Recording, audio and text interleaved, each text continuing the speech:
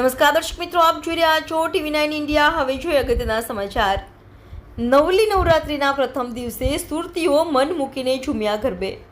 સુપ્રસિદ્ધ સિંગર કિંજલ દવેએ સુરતીઓને કરી અપીલ, લોકો નશાનું સેવન ના કરે તેમજ ડ્રગ્સના દૂષણને નાબૂદ કરી આપણા જીવનને આપણે બચાવીએ। કિંજલ દવેએ ડ્રગ્સ અવેરનેસના બેનર હાથમાં લઈ સુરતીઓને કરી અપીલ। કિંજલ દવેએ સુરત પોલીસની કામગીરીને પણ બિરદાવી। શહેરમાં નવરાત્રી દરમિયાન 3000થી પણ વધુ પોલીસ તૈનાત છે।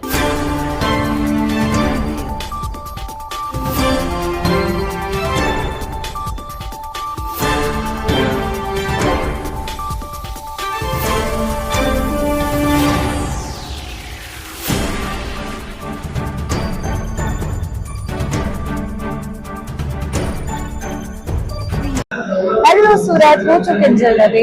સમગ્ર સુરતમાં અને ગુજરાતમાં નવરાત્રીનો માહોલ ચાલી રહ્યો છે, ત્યારે જો કે આખા ભારત, આખા ગુજરાત અને સમગ્ર દેશવાસીઓ માટે આ ઝુંબેશ છે, પણ સ્પેશિયલી હું સુરતમાં છું અને સુરત પોલીસ એક સરસ મજાનું અભિયાન શરૂ અત્યારે ચલાવી રહી છે, સે no to drugs in Surat.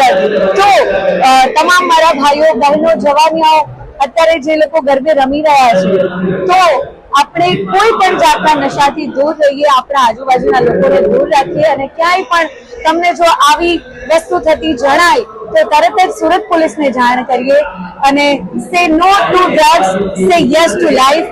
તો હું કિંજલ દવે અને આપણે સૌ સુરત પોલીસની ખૂબ જ પ્રશંસા કરીએ છીએ કે આપણા નાગરિકો માટે આટલું સરસ અભિયાન ચલાવી રહ્યા છે।